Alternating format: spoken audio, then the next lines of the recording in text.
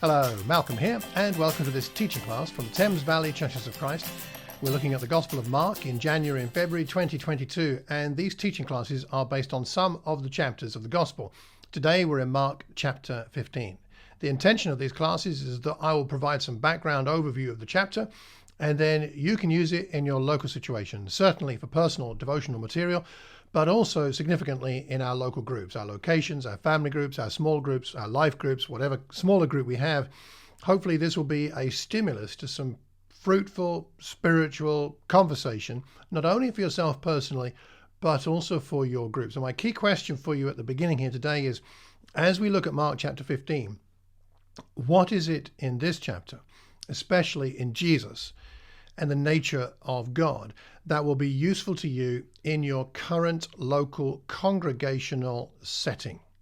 What's most meaningful for you? Now, there's a lot of material in chapter 15, so let's dive straight in. I'm going to go through it bit by bit and make some comments, and then have a couple of questions left at the end for us to discuss. So just before we get into Mark 15, we should think about the end of Mark 14, a very long chapter in the Gospel of Mark. And of course, like most of the Gospels, the focus of the Gospel is a lot of teaching, a lot of examples from the life of Jesus. And then we have a large body of teaching on a description of what happens to Jesus as he is in Jerusalem for the last time, arrested, tried, and taken to the cross, crucified, and then resurrected. In chapter 14, there's a lot of wonderful detail there. I expect you had something good for your sermons on that from chapter 14. But at the end, we have Jesus isolated. There's been people around him for the last 3.5 years. Disciples, family, crowds, Pharisees, all kinds of people. But now Peter disowns Jesus at the end of chapter 14, leaving Jesus completely in the spotlight on his own. He has called down curses on himself, has Peter, and the cock crows, and Peter remembers what Jesus said, and he broke down and he wept. The next thing that happens in Mark 15, very early in the morning, the chief priests, the elders, teachers of the law, the whole Sanhedrin, they made their plans. There's a threat looming. It's been looming for a while, but now it's becoming more concrete. They bind Jesus. He's on his own, nobody with him. They led him away and handed him over to Pilate. And just a quick comment at the beginning here. If ever you feel alone, you feel completely isolated, like there's no one around you, you're in some circumstance where your friends, your family, those people you'd normally count on for support, even church members, they're not available to you, don't despair. If you're on your own, then you're like Jesus in this situation. And if he could handle the isolation with nothing more than the support of his Father, then you and I can handle those moments of isolation when they come to us. In in verse 2, "Are you the king of the Jews?" asked Pilate. They've taken him to Pilate. "You have said so," Jesus replied. The chief priests accused him of many things, so again Pilate asked him, "Aren't you going to answer? See how many things they accuse you of." He made no reply. Pilate was amazed. It's the custom at the festival to release a prisoner. A man called Barabbas was in prison because he committed murder. The crowd came and asked Pilate to do for them what he usually did. "Do you want me to release to you the king of the Jews?" Knowing it was out of self-interest that the chief priests had handed Jesus over to him, but the chief priests stood up the crowd and they asked for Barabbas instead. And what do they want to be done to the king of the Jews? "Crucify him," they shouted. "Why? What crime has he committed?"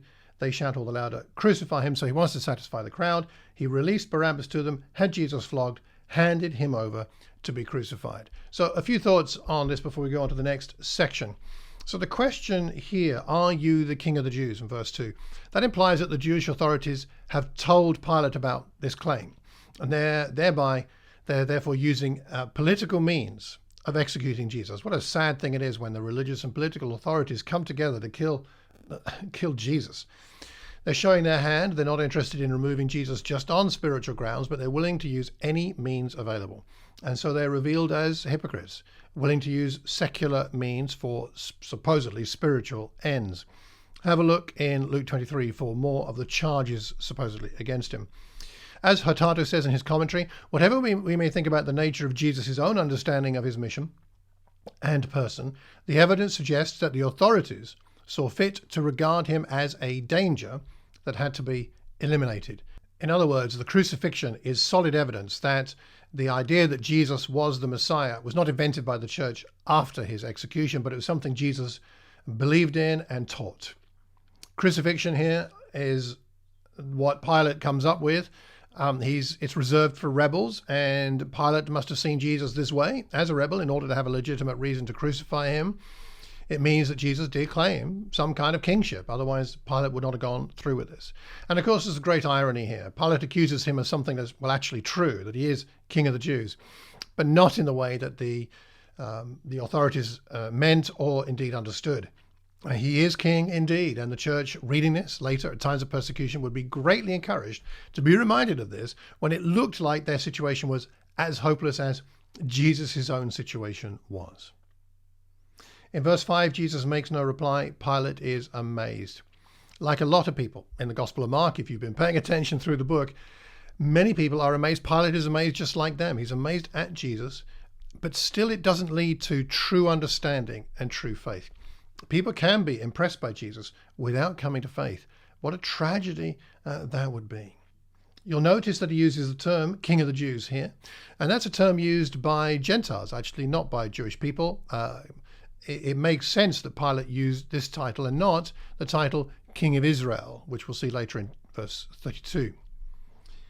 In chapter 15, verse 10, Pilate, it said, knows that what's going on here is the self-interest of the religious leaders. Pilate's almost perhaps deliberately galling the Jewish authorities because he knows they hate Jesus. His motive for trying to release Jesus was likely the desire to make life more difficult for the religious authorities so they'd have less time to trouble him. We know from other sources that Pilate had a very troubled reign as governor in Judea and was not liked by his superiors and not liked by the people he was governing. Pilate seemed to enjoy stirring up trouble. As for Barabbas, the substitutionary switch, Barabbas for Jesus, or Jesus for Barabbas, parallels the whole purpose of Jesus' crucifixion, doesn't it? The perfect dying to save sinners. Barabbas is saved by Jesus in a strange kind of a way. Jesus is flogged, and of course that's a horrific experience. They used a whip made of leather thongs, connecting pieces of metal and bone in a chain. There was no restriction legally on this flogging. It flayed the flesh from the body and was sometimes fatal. Not here, but sometimes it was. Let's go on to the next section. The soldiers mocking Jesus. They lead him away into the palace, the praetorium, and call together the whole company of soldiers. They put a purple robe on him, twist together a crown of thorns and put it on his head. They call out, "Hail, King of the Jews." Again and again they struck him on the head with a staff, spat on him, falling on their knees, paid homage to him. They mocked him. They took off the purple robe, put his own clothes on him, led him out to be crucified. This mocking parallels that of the religious authorities that we saw earlier in chapter 14 in verse 65. You might want to look at that as a parallel, though it has some differences. The world does not see the true value of Jesus. Do we see the true value of him, the true nature of him? One of the reasons for doing these kinds of Bible studies and these kinds of series is to remind us who he really is, not who we think he is, not who we assume he is, but let Jesus define himself to us. As Hurtado says in his commentary, ancient images of crowns frequently show the kings wearing crowns with radiating points, symbolizing the glory flowing from the head of the monarch. These thorny or spiked branches mock that type of crown, using materials ready at hand from the acanthus shrub or from palms. Another irony. And they fall on their knees before him in verse 19. Another irony, you could say, because one day every knee shall bow in heaven and on earth, including ours. You might like, for a devotional connection with this, to look at Philippians 2, verses 8 to 11, which makes a great prayer frame for a devotional time. Mark's purpose in this is not perhaps to emphasize the physical sufferings endured by Jesus so much, but rather the indignities he endured in spite of who he really is. As you read this, you can be thinking, is this the way to treat a king? Any king, let alone the king of everything that there is. The purple robe is, again, a mockery because it's the color of the commander-in-chief's cloak. The crucifixion of Jesus, verse 21 and following. A certain man from Cyrene, Simon, the father of Alexander and Rufus, was passing by on his way in from the country. They forced him to carry the cross. They bring Jesus to Golgotha. They offer him wine mixed with myrrh. He didn't take it. They crucified him, dividing up his clothes, casting lots. 9 a.m. they crucified him. The written notice, the King of the Jews. 2 rebels crucified with him, right and left. Those who passed by hurled insults, shaking their heads. You who are going to destroy the temple and build it in 3 days, come down from the cross, save yourself. Same way, chief priests, teachers of the law mocked him. He saved others. They said, can't save himself. Let this Messiah, this King of Israel, come down now from the cross that we may see and believe. Those crucified with him also heaped insults on him. Can you imagine being Cyrene? I mean, this is a bit of a side point, but it might be worth just having a devotional time based on that. Can you imagine being this chap, press ganged into carrying the cross?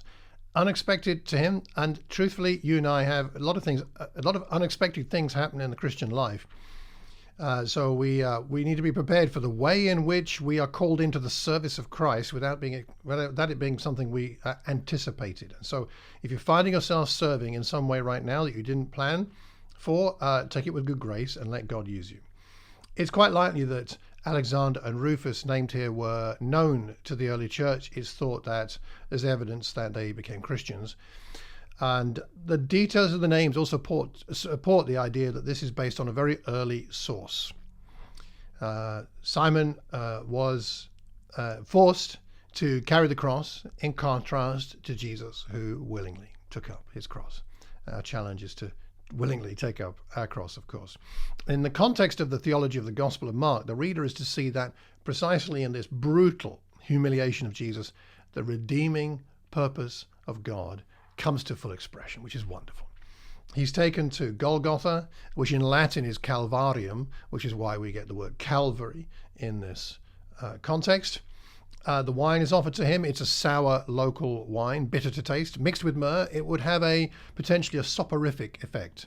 It was an act of mercy to dull the experience for Jesus on the cross. But Jesus refuses.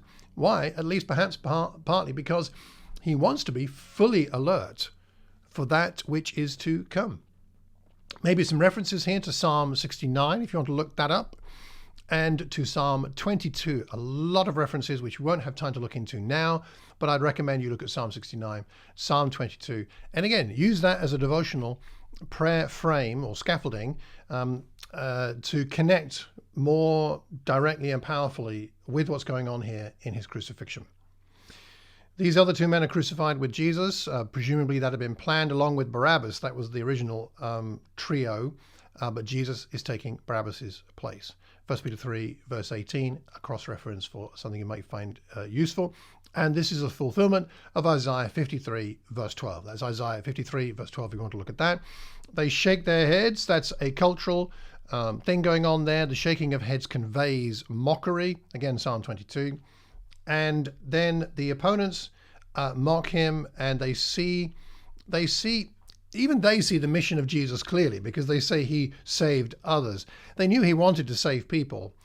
The taunters state the core truth of the gospel without even realizing its significance.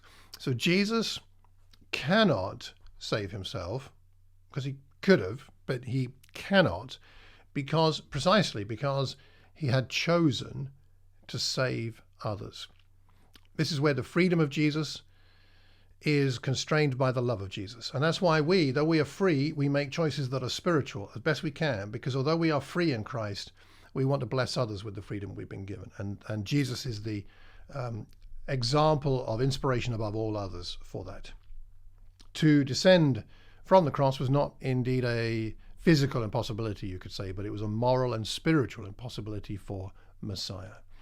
Jesus had dealt with any temptations already to compromise with God, Mark chapter 1, Mark 8, and Mark 14. The statement that they make that he is Messiah, King of Israel, is true, but not in the way they're thinking. There's great irony in this. Let's go on. Verse 33. At noon, darkness comes over the whole land till 3 in the afternoon. At that time, Jesus cries out in a loud voice, Eloi, Eloi, lema sabachthani, which means, my God, why have you forsaken me? Some standing near, they say he's calling Elijah. They get a sponge with wine and vinegar, put it on a staff, offer it to him, leave him alone. With a loud cry, Jesus breathed his last. The curtain of the temple torn in two from top to bottom. And when the centurion who stood there in front of Jesus saw how he died, he said, surely this man was the Son of God. The women are there watching from a distance. Mary Magdalene, another Mary, Salome. These women had followed him, provided for his needs. Other women are there as well. A few thoughts on this. There's a connection here with Amos 8, verse 9, and Exodus 10, 21 to 22. You might like to look that up. Amos 8, Exodus 10, where darkness descending is a sign of God's judgment upon those who reject God. Darkness at noon, by its paradoxical nature, was a fitting sign for God the Creator to give to those who had rejected the light of the world.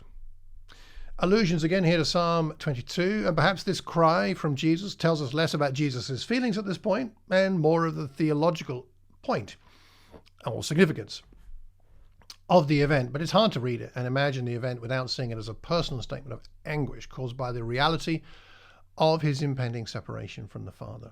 And even at his point of anguish, Jesus is still talking to God, believing in God, calling on God.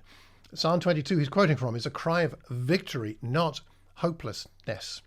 So it's reasonable to think that Jesus chose this scripture as opposed to many that could have expressed greater hopelessness because of its victorious stance. Again, have a look at Psalm 22. Elijah is mentioned here because he's already come, of course, in John the Baptist, in a sense, and been executed after achieving his purpose of preparing the way for the Messiah. Wine vinegar was the cheap wine of the common people. They give what they have to hand, nothing special. They do this, why? Perhaps to try and keep him alive a little longer, perhaps to, sadly, enjoy watching him suffer. Jesus cried out with a loud voice, loud because it's a cry of victory, not a sign of defeat or a sigh of resignation. He is victorious. The curtain is torn, and the word tear is the same as in Mark chapter 1, verse 10, referring to the heavens being torn open for the Spirit to descend upon Jesus. Jesus' death opens the way to direct access to God. And it also ends the previous covenant. Temple worship is over now in the old sense. And have a look at Hebrews 10 and Ephesians 2 for a later New Testament application of what's happening right here. The confession of the soldier is the climax of the gospel and the final reprise of the Father's baptismal declaration, says Telford in his commentary on this. The soldier may not have realized the full significance of his statement, but we, as the readers, do. As Hurtado says, the officer's comment offered after he saw how Jesus died means that he admired the strength and courage exhibited by Jesus. On to the burial. It was preparation day, day before Sabbath, evening's approaching. Joseph of Arimathea, a prominent member of the council, himself waiting for the kingdom of God, goes boldly to Pilate, asks for Jesus' body. He's surprised, Pilate is, to hear that he's already dead. Summoning the centurion, he checked if Jesus was really dead. He learned it was so. He gave the body to Joseph. Joseph took some linen cloth, took the body, wrapped it in the linen, placed it in a tomb cut out of rock, rolled a stone against the entrance to the tomb. Mary Magdalene, Mary the mother of Joseph, they saw where he was laid. He's a prominent man, Joseph of Arimathea, meaning respected, influential, and wealthy. And it would probably take a person of influence to gain access to Pilate and persuade him to release the body. The disciples would have had no chance, even if they'd been able to overcome their depression and fear. Normal practice was to leave the body on the cross for scavengers. Pilate had to give permission for Jesus to be buried. It came down to him. Jewish practice was to bury the dead on the same day as death, even their enemies. Deuteronomy 21 is a background to that tradition. The other reason Joseph probably wanted to bury Jesus was because sundown ushered in the Sabbath, and to leave the body on the cross would defile the holy day. Normally, a member of the family might have asked for the body, so it emphasizes all the more that Jesus had been abandoned. No one was with him in that sense.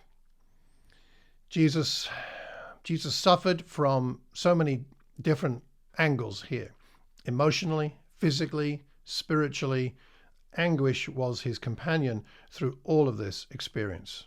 Mary Magdalene and Mary, the mother of Joseph, see where he's laid, and they would need to see that so they would know the location of the tomb so that they could come back after the Sabbath to complete the process that Joseph had only been able to begin. He hadn't managed to do all of the normal rituals and preparation that would be done, and that's why they needed to know.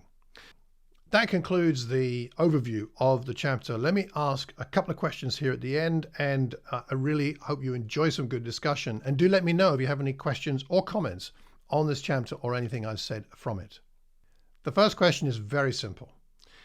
What do the events of Mark 15 and what happens to Jesus and how he handles it, what does it do to you in terms of inspiring your personal and your group discipleship? How does it inspire you to live a life following Jesus as a loyal disciple? What is it that you see here that can help you to not only stay faithful, but be inspired to grow and to serve others? That's the first question. So my second question is this. We see a lot of false worship in this chapter, a lot of mockery, pretend worship. What does it mean to you to worship Jesus? What does it mean to you to live a life, a worshipful life, worshiping Jesus as a follower of his and someone who loves him and is grateful for him? What does that mean? What does that look like? What does it mean to you to worship him? My third question is about victory. This chapter is about victory. Final ultimate victory is the resurrection, but there's so much victory. Jesus is victorious in getting to the cross, finally completing the mission God sent into earth to accomplish. He decisively goes to the cross. We see him victorious in that way. We see the curtain torn in two, prefiguring all of that blessed personal direct access we now have with God. This is a chapter of great sorrow and trial and agony, but it's also a chapter of victory. And so my question would be, what does it mean to you and your congregation to live a victorious Christian life? Victorious in the Christian sense, not victorious in the way that often the world thinks of victory, but nonetheless, we are victorious people by nature because we follow a victorious Lord. So what does it mean to you to live a victorious Christian life as a disciple, but also a victorious Christian life as a congregation? What does that look like and what does that mean? Well, I hope you find these questions stimulating and useful. Let me know if you have any other questions or thoughts on this chapter. This is the final one of our teaching series, at least for now. I hope you found this series useful. Do drop me a line if you've got any thoughts or questions, malcolm@malcolmcox.org. Until the next time, I hope you enjoy your victorious Christian life and that you will reflect on what this soldier said, which was so true in ways that he never imagined it to be, but you and I know what this truly means. Surely this man was the Son of God. Take care and God bless.